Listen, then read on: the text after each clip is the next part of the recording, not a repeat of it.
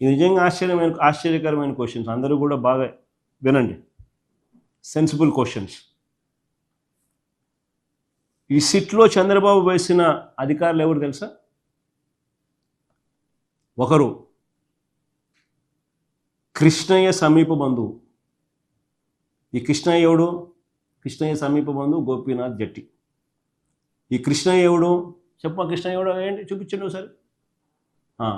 ఎన్టీఆర్ ట్రస్ట్లో, NTR memorial ట్రస్ట్లో trustee. ఇప్పుడు పక్కన భువనేశ్వరి, కృష్ణయ్య. ఇది వాళ్ళ కుటుంబానికి ఉన్న సంబంధాలు. ఈయన సమీప బంధువు ఈ గోపీనాథ్ జట్టి అనేటోడు. ఈడు one of the SIT officers. ఈ మనిషి one of the SIT officers.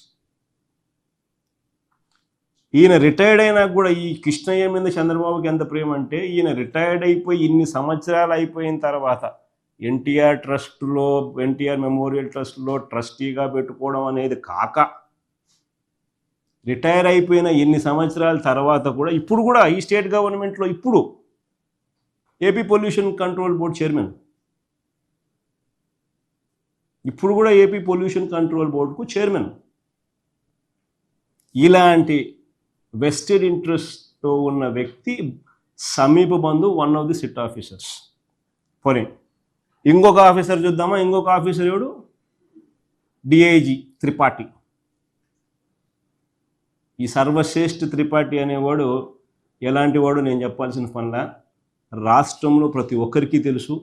Palnadu జిల్లాల్లో ఆయన క్రియేట్ చేసిన అల్లకల్లోలం ఇప్పటికి కూడా ప్రజలు మర్చిపోలేరు. ఏ రకంగా తెలుగుదేశం పార్టీని గెలిపించడం కోసం తెలుగుదేశం పార్టీని భుజాన వేసుకొని ఏ రకంగా తెలుగుదేశం పార్టీ కోసం పాకులాడినాడు అని చెప్పి, ఆ తర్వాత చంద్రబాబు నాయుడు గారు ఇదే ఆఫీసర్ను ఏ రకంగా చంద్రబాబు నాయుడు పక్కన పెట్టుకొని ఏకంగా డిఐజీ స్థానం ఇచ్చి ఆయన చేస్తూ ఉన్న మాఫియా కలెక్షన్స్లో ఈయన కూడా ప్రధాన పాత్ర పోషిస్తూ ఉన్న వ్యక్తి ఈ త్రిపాఠి అనేవాడు.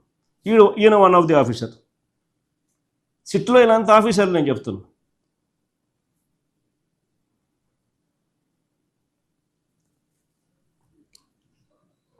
ఇంకా ఆశ్చర్యం, ఈ మధ్యకాలంలో మీరంతా ఆయన వింటారు, YV Subba Reddy PA, YV Subba Reddy PA, YV Subba Reddy PA అని పేరు. ఆయన పేరు ఏం పేరు? అప్పన్న. అసలు ఇది అప్పన్న ఎవడు పిఏ స్వామి అని చెప్పి నాకే అర్థం కాదు. అడిగిన నేను విపిఆర్ పిఏ. విపిఆర్ ఎవడు? Telugu Desam party MP.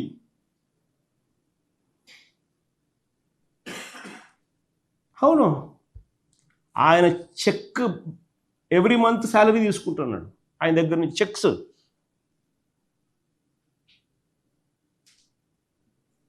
ఆయన ఏపీ భవన్ ఎంప్లాయీ, తర్వాత విపిఆర్ పిఏ, దాని తర్వాత ఏపీ భవన్ ఎంప్లాయీ. మరి ఎక్కడ వైవి సుబ్బారెడ్డి వచ్చినట్టు పిక్చర్లీకి?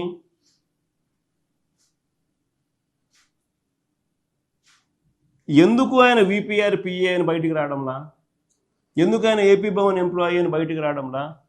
ఎందుకు మాటికి ఈనాడు, ఈ ఆంధ్రజ్యోతి, ఈ TV5, ఈ చంద్రబాబు ఎంతసేపు ఉన్నా YV Subba Reddy PA, YV Subba Reddy PA, YV Subba Reddy PA Goebbels ప్రచారం చేస్తూ ఎందుకు డ్రిల్ చేస్తూ ఉన్నారు అబద్ధాన్ని? ఆలోచన చేయమని అడుగుతా ఉన్నా ప్రతి ఒక్కరిని కూడా.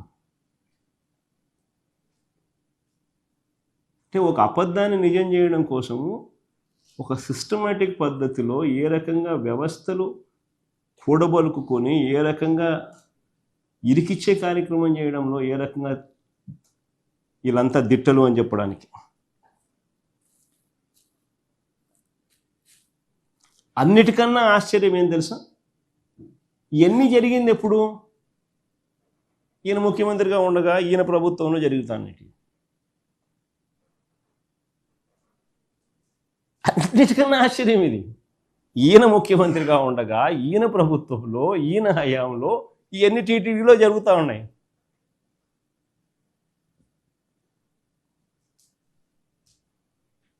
ట్యాంకర్లో రిజెక్ట్ చేసినట్టు నెల తర్వాత వచ్చినాయని వీళ్ళే అంటారు. మరి ఆయన ఎవడు ముఖ్యమంత్రిగా ఉన్నాడో, ఏ రకంగా రిజెక్ట్ చేసినది మీరే రిజెక్ట్ చేసినారు, మీరే నెల తర్వాత మళ్ళీ ఎన్నిక వచ్చినారు, మళ్ళీ మీరే యాక్సెప్ట్ చేసినారు, మీరే రాసుకుంటున్నారు. అంటే దాని అర్థం ఏంటి?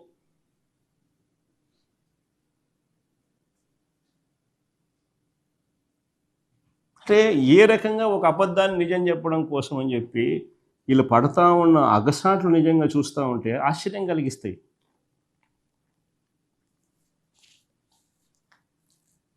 ఇప్పుడు రెండో కేసు చెప్దాం, పరకామణి కేసు. ఇది కూడా బాగా ఇంట్రెస్టింగ్ కేసు. ఈ పరకామణి కేసు అసలు ఆశ్చర్యం కలిగించే కేసు నిజంగా. ఈరోజు నిజంగా పరకామణి అనేది అసలు కేసు ఏంది అని ఒకసారి చూస్తే, ఆ రోజు హుండీ డబ్బులు లెక్కిస్తూ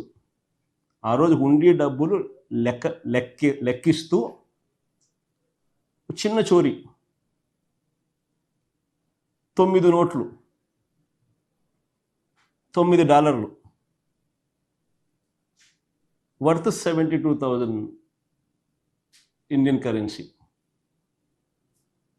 $9 నోట్. అది చోరీ, లెక్కిస్తూ చోరీ.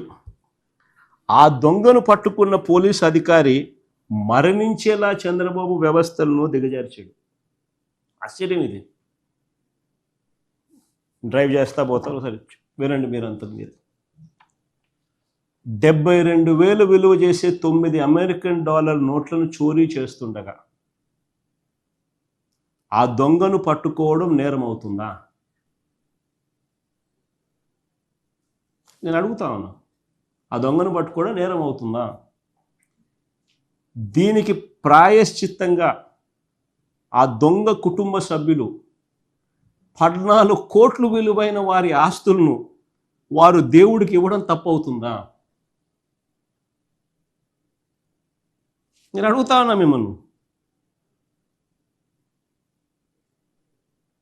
దీనికి ప్రాయశ్చిత్తంగా ఆ దొంగ కుటుంబ సభ్యులు 14 కోట్లు విలువైన వారి ఆస్తులను వారు దేవుడికి ఇవ్వడం తప్పవుతుందా? పోనీ దేశంలో అనేక చోట్ల అనేక ఆలయాల్లో ఇలాంటి ఘటనలు గతంలో జరిగాయి, కానీ ఎక్కడైనా ఇలా ఆస్తులు దేవుడికి ఇచ్చారా? నేను అడుగుతా ఉన్నా, అందరినీ ఆలోచన చేయమని అడుగుతా ఉన్నా. ఈ దొంగ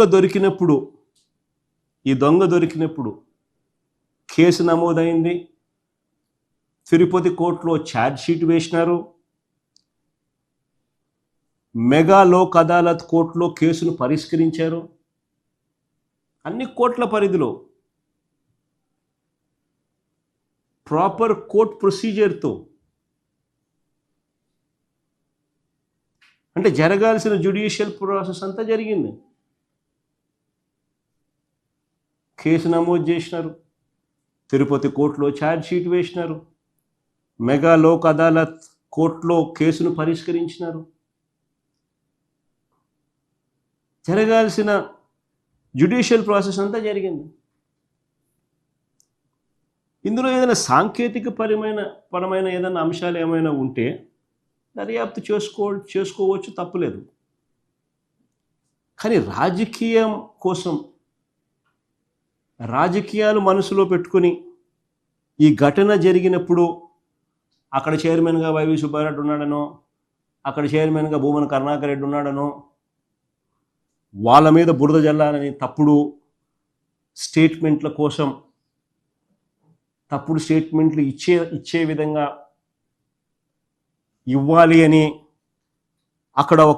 అక్కడ పనిచేస్తా ఉన్న బీసీ పోలీస్ అధికారిని వేధించి, వెంటాడి, బెదిరించి, చివరకు ఆయన చనిపోయేలా చేసి, దాన్ని కూడా వక్రీకరిస్తూ ఆ మరణానికి ఎవరో కారణం అంటూ ఎల్లో మీడియా చేత ఫేక్ కథనాలు రాయించడం ఎంత మటుకు ధర్మం అని అడుగుతా ఉన్నా.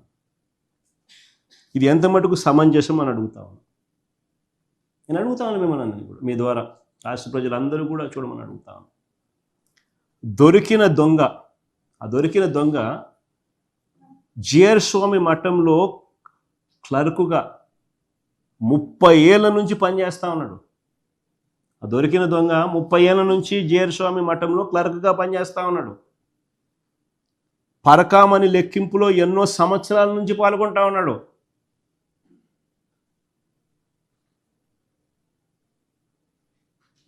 ఏదో కొత్తగా ఇప్పుడు వీళ్ళ మా ప్రభుత్వం వచ్చింది కాదు అది.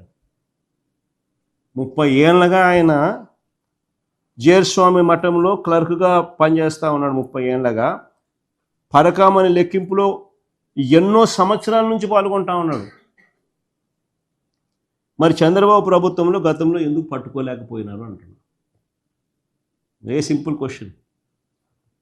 దొంగను మేము పట్టుకున్నాం, మీరు ఎందుకు పట్టుకోలేకపోయినారు? చంద్రబాబు నాయుడు అడుగుతాను సూటిగా. చంద్రబాబు నాయుడు ఇంకొక క్వశ్చన్ కూడా అడుగుతాను. మేము వచ్చాక మేము ఎందుకు పట్టుకోగలిగినాం తెలుసా? ఎలా పట్టుకోగలిగినాం తెలుసా? మేము వచ్చాక తిరుమల హుండీ డబ్బును లెక్కించే పద్ధతిని లెక్కించే ప్రక్రియను ఇంకా పారదర్శకంగా చేయగలిగాం. ఏకంగా దేవుడి సొమ్ముని దొంగల పాలు కాకూడదని 23 కోట్లు ఖర్చు పెట్టి కొత్త బిల్డింగ్ కట్టినాం. 23 కోట్లు ఖర్చు పెట్టి పరకామని కొత్త బిల్డింగ్ కట్టాం. అత్యాధునిక కెమెరాలతో నిఘా వ్యవస్థ ఏర్పాటు చేసినాం. దాన్ని సీఎం హోదాలో నేను స్టార్ట్ చేశాను, ప్రారంభించాను. ఫిబ్రవరి 5, 2023 నుంచి ఆ బిల్డింగ్ పూర్తి స్థాయి ఆపరేషన్స్ స్టార్ట్ అయినాయి. పాత భవనంలో అరకొర సీసీ కెమెరాలు ఉండేవి. రికార్డింగ్ క్వాలిటీ కూడా తక్కువే, బ్లైండ్ స్పాట్స్ ఎక్కువ. వాటిని అన్నింటినీ మారుస్తూ కొత్త భవనంలో మేము 360 degrees కవరేజ్తో 4K HD CCTV వ్యవస్థలు, హైబ్రిడ్ నైట్ విజన్ కెమెరాలు, ఎక్కువ రోజులు డేటా ఉండేలా multi team real time monitoring systems ఇవన్నీ తీసుకొచ్చినాం. ఇవన్నీ చేసిన తర్వాత April 4, 2023 ఫిబ్రవరి 5, 2023 నుంచి బిల్డింగ్లో పూర్తి స్థాయి ఆపరేషన్ స్టార్ట్ చేసినాం. April 4, 2023లో దొంగతనం చేస్తూ ఈ వ్యక్తి పట్టుబడ్డాడు. చెప్పండి, ఎవడు మంచోళ్ళు? ఇంత గొప్ప వ్యవస్థను సృష్టించినందుకు మాపై నిందలా?